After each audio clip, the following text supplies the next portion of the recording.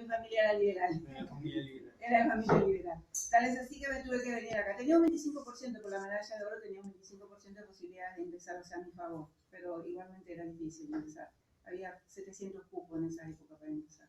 Así que me vine acá y después de muchos años, de mucho trajín, de mucha, de tanta lucha, pude por fin seguí medicina. El primer año vine con toda la cartera de estudiante, pero los años 70 difícil acá de estudiar, así que no pude proseguir mis estudios en ese año. Después ingresé varias veces, salí de vuelta, ingresé, salí, hasta que por fin pude terminar mi carrera en el 2008. Así que bueno, esa es mi presentación. De los que no conocen esta historia, a partir de acá lo conocen, cómo fue que llegué. Bueno, lo importante para mí ahora es, me parece, conocer a Arcadio también, me permitió conocer un poco sobre nuestra historia, porque también somos analfabetos, como lo dijimos ustedes, somos analfabetos. Nos inculcaron, pero mucha grieta, digamos, continental, digamos. Por ejemplo, nos habían inculcado un odio hacia los bolivianos, para no explicarnos la historia justamente. Yo creo que ahí radica la cuestión. Porque si no tendrían que explicarnos, tenían que enseñarnos. Pero sin embargo, parecía que eso estaba vedado un poco para nosotros. Mientras que odiábamos a los bolivianos, ni sabíamos mucho de esta generación nueva. Capaz nuestras generaciones, los bisabuelos y abuelos lo sabían, porque venían todavía de la época de que recién habíamos pasado por la triple contra Paraguay y todo eso. Entonces, obviamente ellos sabían mucho más, pero nuestras nuevas generaciones no sabíamos nada, nunca nos enseñaron la historia realmente, cómo fue la historia. Y estoy totalmente de acuerdo con ustedes en la visión esta de que los que van a pelear en la guerra son los trabajadores. Porque los que hacen la guerra no van a pelear. Ellos están dirigiendo la guerra de sus modernas oficinas, y los que van a pelear son los trabajadores. Bueno, pero en esa época, quiero remontarme a la historia, era muy difícil todavía, era un capitalismo incipiente, porque obviamente que el capitalismo en Europa estaba en crisis. Napoleón avanzaba, España también, Napoleón había avanzado, había tomado ciertos territorios españoles, entonces obviamente España ya no tenía posibilidad de seguir en América, tuvo que abandonar América. Y bueno, había otros imperios muy interesados también en ingresar en América, como Inglaterra y Portugal, que directamente ya casi estaba ocupado por Napoleón. Entonces Pedro II directamente se instaló en Brasil. Esa era la cuestión, porque... Y bueno, y otros países vecinos que también, por supuesto, estaban interesados en anexar territorios, y uno de los territorios que podían anexar era Paraguay, porque era el país más chiquitito de Sudamérica. Paraguay, que también ya en esa época demostró un poco, para mí tuvo que ver la entrada de los comuneros en Asunción, que Paraguay y Asunción se llegó a llamar la ciudad comunera. La ciudad comunera. Entre tanto, que estos eran unos presos políticos en España, que justo con el primer adelantado del Río de la Plata había traído estos comuneros, porque cuando en España se formaban las expediciones, obviamente la gente rica, la gente, hijitos de mamá, no iban a venir. ¿Quiénes venían? Algunos que querían, tenían aspiraciones de venir a ganarse un poco de dinero, a llevarse dinero, y otros, por ejemplo, los presos que le decían, o se van, o quedan eternamente presos acá, o se van a América. Y bueno, decidieron los comuneros venir acá porque eran presos políticos. Pero tenían sus ideales políticos. Tal es así que decían una frase así. El derecho del común. Los comuneros en 1521 fueron derrotados en el campo de Villalar, Encina y Toledo. Y dos lemas tenían contra Carlos V.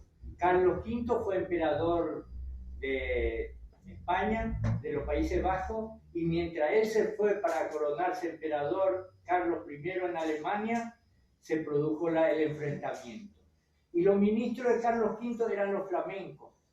Y los flamencos, no, tanto Carlos V como los flamencos, los ministros no hablaban castellano. Le exigía que hable castellano, pero los ministros, ¿qué hacían? Extracción de los municipios. Exactamente como ahora que se hacen todas las extracciones y todas las capitales están en Panama Papers. Eso lo hacían los otros. Entonces se levantaron con dos lemas: el derecho del común anterior y superior al propio rey.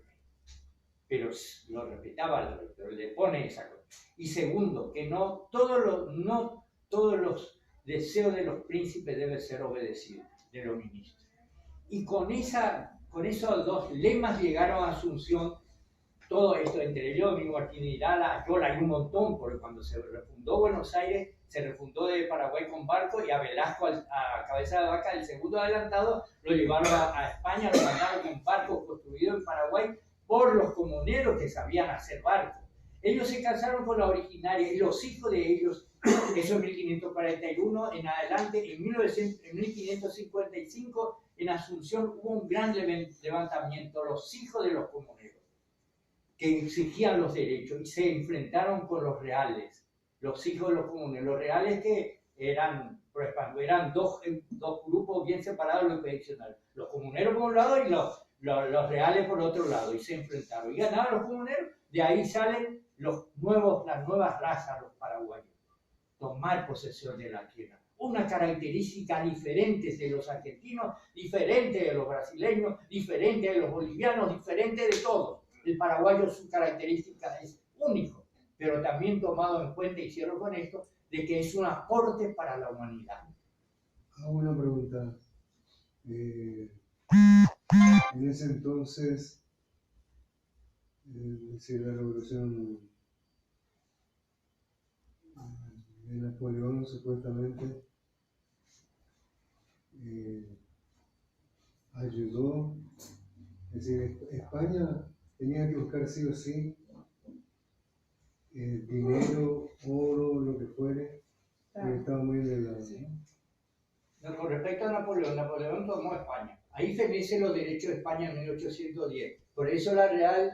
Napoleón iba avanzando. Por eso es que cuando fenece los derechos en 1810 y empieza la Revolución en América, por eso es que hace valer a Bolivia la audiencia de Charca. Bueno, le dejo a Elena. ¿Puedo pedir hacer un pedido? Dale. Puede ser la reiteración de las cláusulas de los comuneros. El derecho del común anterior y superior al propio rey. Y no todos los derechos de los príncipes deben ser obedecidos.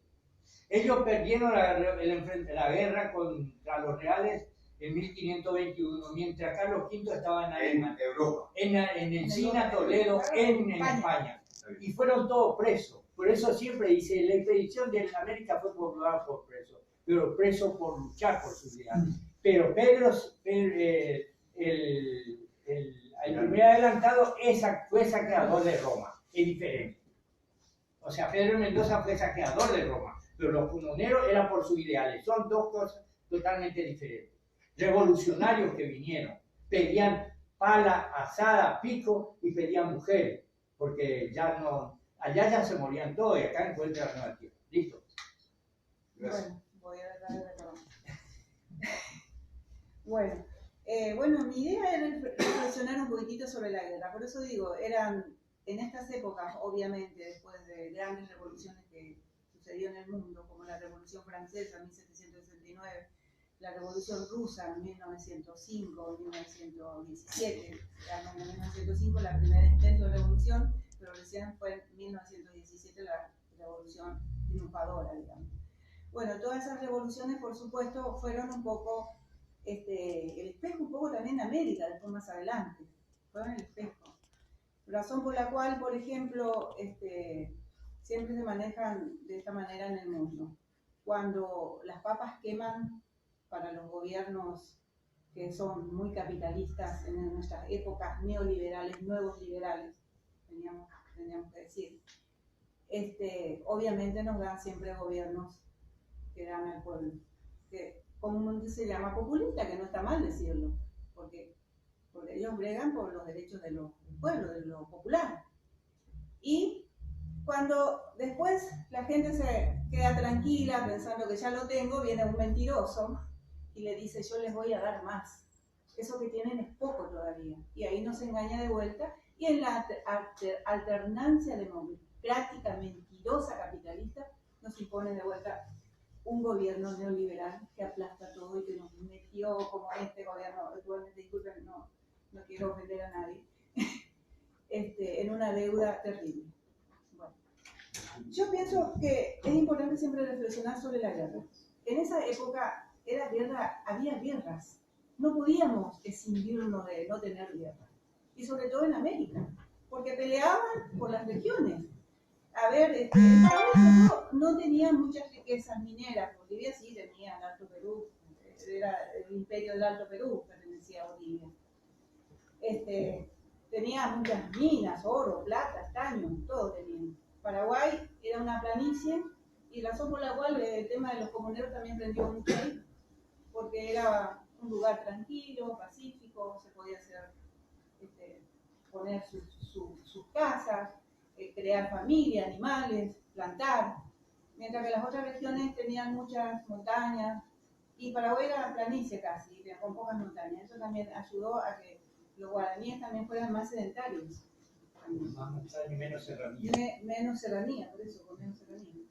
Bueno, para reflexionar sobre la guerra hay que tener en cuenta también que siempre hubo, en esa época más que nada, ahora la verdad que las guerras son de exterminio total porque los estadounidenses agarran sus aviones de combate y masacran a un pueblo civil casi siempre, y a eso se llaman guerra. En las épocas anteriores, no, por suerte, era más de pelear cuerpo a cuerpo, ¿no? Ahora ya no. Ejército contra ejército. Ejército contra ejército. Bueno, y así podemos establecer que hay un escritor que no me acuerdo el nombre de este escritor, pero que divide muy bien las guerras justas y las guerras injustas. Las guerras injustas serían esas guerras de rapiña, de exterminio, y las guerras justas serían las defensivas, la que se pelea uno por una soberanía porque ya no te queda otra, como pasó en el Chaco. En el Chaco pasó eso. Ya no había modo de evitar esa guerra. No, ahí tienen razón ustedes, había dos empresas petrolíferas importantes, la Standard Oil Company y la Shell, que era inglesa. Y obviamente el Estado boliviano le había concedido explotar este petróleo. Había petróleo del lado boliviano y también del lado paraguayo.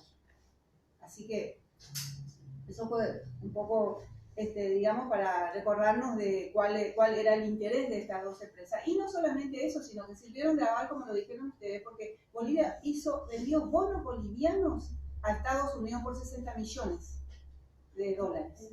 Esos 60 millones de dólares después se convirtió en contratar al general Han Kun,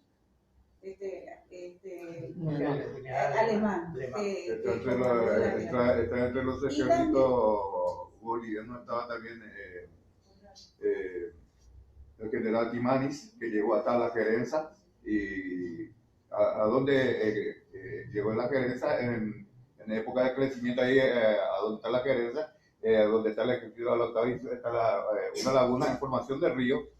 Y en época de crecimiento tiene formación, esta laguna en tiempo de crecimiento, el tiempo de inundaciones se forma como río, y pensó que llegó al río Paraguay el comandante de los bolivianos, que era el general Timanis, que era alemán, y lo nombró Río Timanis. Bueno, seguimos. Bueno, es importante también recordar que en esa embarcación el Paraguay no fue beneficiada, fue la menos beneficiada, porque no tuvo salida al océano. Y eso no solamente una desventaja para Paraguay, porque eso le impedía el comercio, ¿no? Mientras que Bolivia sí tenía grandes costas sobre el Pacífico, Puerto de Antofagasta y otros puertos. Paraguay, por supuesto, Mediterráneo. Pero después de la Guerra del Pacífico, de Bolivia con Chile, Perú aliada de Bolivia, quedó sin el puerto de Antofagasta. Chile, al ser vencedor Chile, le sacó el puerto de Antofagasta. Entonces, ahí justamente hay un debate, precisamente hay un debate. ¿Por qué?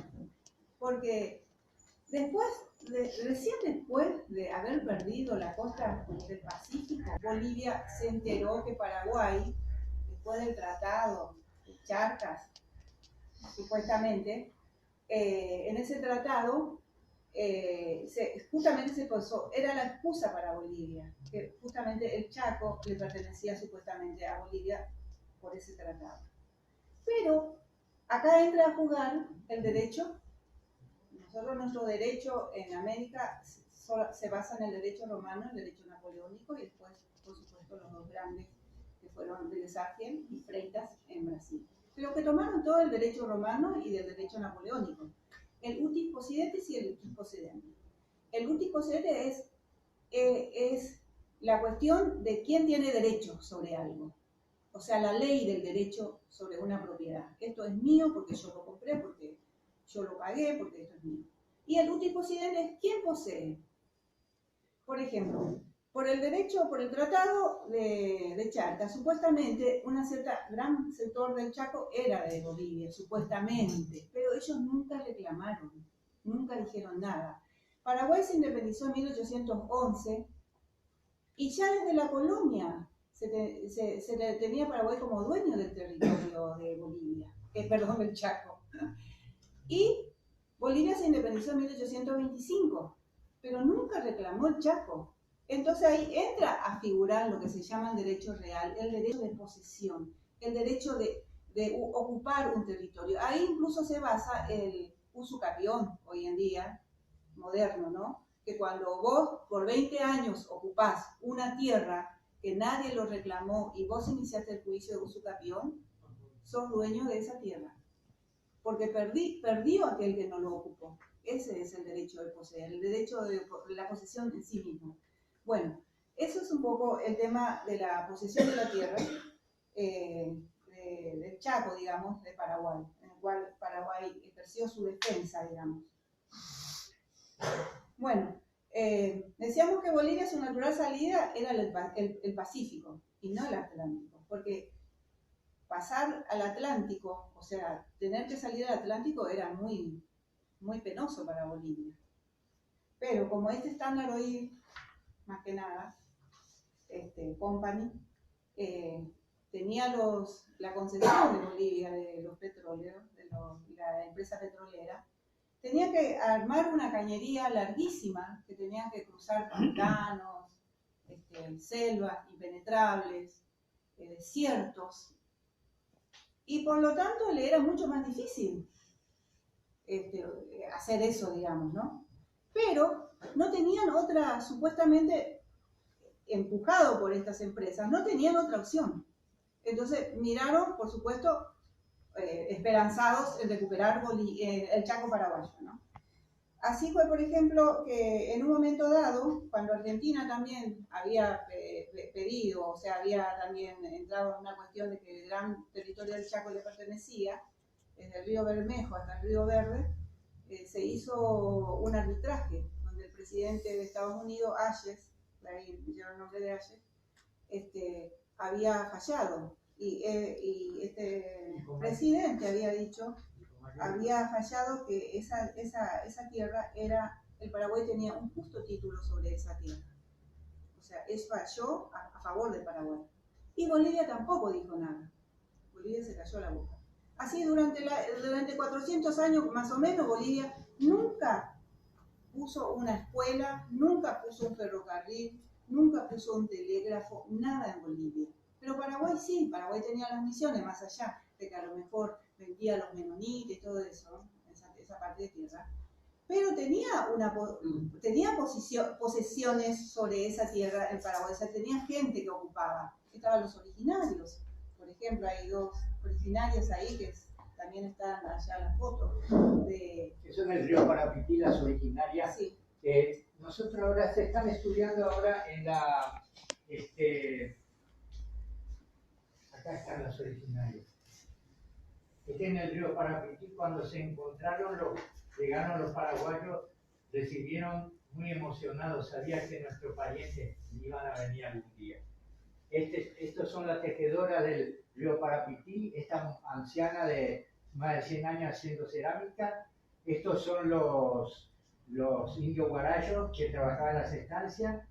Y esta es una originaria que más de una de estas enloqueció a este pintor italiano, pues fueron muertos por los originarios, que tenía una belleza demasiado alto, era belleza exótica, impresionante. Bullani, ¿cómo se llama el pintor? Pedro Bullani. Sí, fue muerto en el Chaco. Bueno, esto lo que cita Elena en este momento, estas fotos cuando se llegó allá se sacaron todas estas fotos. El río Parapití es acá, este es el río Parapití. Este es el tratado que tronchó, nomás iba a ser el Paraguay según la Universidad Católica. Se levantaron el Centro de Estudiantes de Derecho, los artistas, ahí lo tiene Elena, los artistas, los músicos, los campesinos, todos los paraguayos, sin excepciones. Acá, todos los liberales, los colorados, los comunistas, los socialistas, todos juntos. Ahí no hubo excepción. Por eso el valor de los paraguayos fue, habla el guaraní y va a defender. Entonces llega hasta el río Parapití. Acá habitan estas originarias, que hablaban perfectamente el guaraní. Que decían los guaraníes, una etnia dice ni más allá ni más acá del Parapití, que a los incas y a los otros los bordeaban y los sacaban por el otro lado. Nunca lo dejaron penetrar en el Chaco paraguayo. Jamás lo dejaron entrar en el Chaco paraguayo. Cuando termine Elena le vamos a mostrar la tierra ganada, las estrategias, hasta dónde llegaron. Había zapaterías también el Chaco puesto por los bolivianos. Alguna parte entraron a trabajar. Bueno, pero la mayor parte del territorio estaba ocupado por Paraguay. Sí. Había misiones, había estancias, había escuelas, había poblaciones originarios, y Bolivia jamás había reclamado ese territorio. Dicen. Y esto continuó después de 1811, o sea que después de la colonia misma ya el Chaco tenía como, digamos, ya quedaba para la parte de Paraguay, de la colonia en ese momento, ¿no? Y después de 1825 Bolivia no lo reclamó, vuelvo a recalcar ese tema. Bueno, ahora bien, cuando empezó la guerra, obviamente, fue cuando ya los bolivianos habían adentrado muchísimo, en forma callada, en forma de a poquito, se fueron adentrando. En forma silenciosa. Silenciosa. Y cuando se dieron cuenta, ya los bolivianos habían ingresado casi, agarrado ya varios fortines, habían tomado. Se instalaron en Boquerón. Y tanto así, de que cuando los estudiantes, más que nada, porque hicieron su reclamo delante en ese momento, en la Casa de Gobierno, ante la pasividad del presidente entonces, de que no tomaba medidas, no tomaba acción, digamos, contra eso, pues ya fue demasiado tarde porque ya se habían adentrado muchísimo los bolivianos, ya no se podía parar. Ya estaban casi agarrando el río Paraguay, que era lo que ellos querían agarrar. Entonces desde ya no había otra, había que repeler. Bueno, eso fue, en ese momento creo que subió Eusebio Ayala de presidente. Eusebio Ayala sí tomó, digamos, el guante en sus manos para repeler esa intromisión, digamos, de los bolivianos en el Chaco. Bueno, yo quiero destacar a este coronel Philippe de Rondé, que era un coronel norteamericano que peleó en 1933 ayudando al ejército paraguayo. Y él dice, y me gusta lo que dice, no es porque sea patriota yo, sino que me encantó todo lo que dijo. Dice, peleó con el ejército paraguayo en 1933 y dice en su libro llamado Paraguay, el heroísmo de una pequeña nación. Los bolivianos estaban comandados por el estratega general militar Hanku, un oficial alemán de la vieja escuela, que debía dirigir y preparar su ejército. Llevaba la impresión de que la invasión al Chaco sería un simple paseo militar. Dice Philippe de Rondé en su libro, que no contaban que el escorpión paraguayo dormita apaciblemente en su jardín. O sea, eso hace memoria de lo que fue la guerra de la Triple, ¿no? Que los paraguayos todavía tenían en su sangre, todavía no se habían olvidado de esa época de guerra, más allá de que Paraguay estaba en la miseria todavía, pagando, digamos, las costas de la guerra. No solamente pagaba, sino que de los saqueos, porque los países ganadores saquearon a nuestro país, quedando en la ruina, ¿no? Bueno, y dice él que no contaban que el escorpión paraguayo lleva oculto bajo su cola un aguijón desproporcionado a su tamaño. este escorpión dormita apaciblemente en su jardín. Paraguay no tiene dinero, apenas un ínfimo remanente de una antigua misión de Gómez. Pero caso curioso, tiene tantos puentes, caminos, escuelas y ferrocarriles que le había quedado en la época buena, ¿no?, como su vecino. Pero dice el general Boone, ya no quedará veneno en aquel aguijón. Los paraguayos son una raza en decadencia.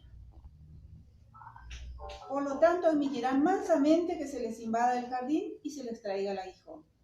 Así lo denomina él a esta época, ¿no? Pero Paraguay demostraría nuevamente su fiereza, ya que el escorpión solo estaba dormitando en el jardín y por lo tanto pensaron mal el general Boone y los bolivianos que el paseo militar sería corto y certero. Paraguay, así como lo sabemos por historia, se organizó bajo el mando del teniente coronel José Félix Estigarribia, nacido y criado en Paraguay, donde recibió la educación primaria, secundaria, pero después su formación militar la hizo en la Academia Militar de Francia. Y luego prontamente fue promovido a coronel. La batalla después del triunfo de Boquerón. Sí, y se le comandó, o sea, se le dio todo para comandar todo el ejército del Chaco, quien estableció su cuartel general en Isla Poí, que fue un lugar estratégico. Ahí tenía una laguna de agua potable, habían preparado sus chozas, habían preparado su hospital, y quedaba cerca, digamos, de Paraguay y Asunción, no era difícil. Sin embargo, los bolivianos cuando se adentraron no tenían nada. No tenían nada, entraron con sus tanques, y los tanques al final fueron inservibles los tanques. Paraguay, sin embargo, escondía sus morteros debajo de los camalotes y pasaba desapercibido, así como el trencito que contó Arcadio también, que estaba todo camuflado. Entonces eso también sirvió, esa estrategia militar también sirvió muchísimo. Bueno. Fue lo que sirvió todo esa estrategia, fue todo el alma, el pulmón, el corazón, la estrategia. Los dos barcos, el río Paraguay, el trencito, ahí la fue. Y eso fue, eso es lo que quiso hacer Kuhn con el tren que le pide a Bolivia, que demoraría 15 años. Pero ellos no conocían el terreno, el pantano. No conocían pantanos. Y Paraguay, la estrategia paraguaya se obvió todos los pantanos, pues ya teníamos sobre el Boquerón, ya teníamos la movilización rápida. No solamente eso, el general Estigarribia, antes de tomar el mando, tuvo primero conocimiento de todo el Chaco. Conoció palmo a palmo el Chaco. Entonces, cuando dirigió las batallas con su ejército, sabía palmo a palmo dónde estaban los pantanos, dónde estaban las regiones más peligrosas. O sea, que en ese aspecto Paraguay era superior en ese aspecto, no en armamento. Paraguay no tenía nada de armamento. Paraguay contaba con pocos armamentos. Bolivia sí estaba armado hasta los dientes, ¿no? Para ellos lamentable, porque se largaron a una expedición que después al final terminaron muriendo y terminaron enfrentándose dos países sin necesidad, ¿no? Porque de no haber tenido esas dos empresas petroleras en Paraguay que fueron acusados por un senador en Estados Unidos, de que fueron los que propiciaron esa guerra. Lastano lo negó y la Shell también lo negó. Dijo que era mentira. Pero nosotros lo sabemos. Un senador norteamericano que denunció fue asesinado. Sí. Y bueno, por eso lo negaron ellos. No quisieron reconocer, pero este senador lo había acusado directamente de haber sido los propulsores de la guerra. Sí. Bueno, el lema del general, que me gusta también, del general después Estigarribia, era: no pasarán, no llegarán no van a sacarnos nuestro territorio, no van a pasar. Ese era su lema, que fue también importante, no solamente en la guerra de 1936, en España también el lema de ellos era: no pasarán. Cuando vinieron los fascistas de la mano de Franco. Primero se aplicó y se llevó a cabo en el Chaco paraguayo por un general que no era mesiánico, era un general noble, un general que conquistaba a todos sus subalternos, porque no imponía, no decía el carajo, anda esto, no tenía un lenguaje depurado y con un conocimiento demasiado alto, siendo teniente coronel. Por eso tampoco se enfrentó en el Chaco con los otros oficiales. Todos fueron aunados, todos fueron hermanados. Coño, en un pan de eso es lo que nos espera a nosotros los paraguayos. Algún día. Había cohesión en las tropas paraguayas. Total, total. Bueno, quiero recordar que en ese entonces, obviamente, nuestras autoridades, nuestro gobierno, digamos, estaban muy calmados porque en ese entonces estaba la Sociedad de las Naciones, que era un organismo internacional que justamente tomaba el tema esto de las guerras para que justamente poder hacer arbitrajes y que no se llevara a cabo la guerra, ¿no? Y entonces los paraguayos, los gobernantes nuestros estaban tranquilos, pensando que no se iba a llevar adelante esta guerra.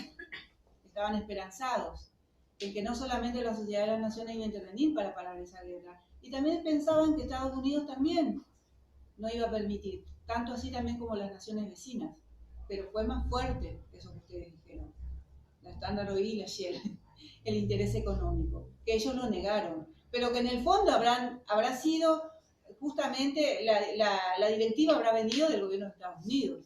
Pero cuando ellos negaron, negaron. Y quedaron en eso, que lo negaron, simplemente. O sea que había una esperanza de que esa guerra no se llevara adelante. Pero sí se llevó adelante, ni la Sociedad de las Naciones. Era pleno siglo XX, eran países civilizados. Y se pensaba que cómo se podía llegar a una guerra en esa época. No se podía tolerar una guerra. Y sin embargo pasó. Por eso es importante este tema de que las guerras injustas y las guerras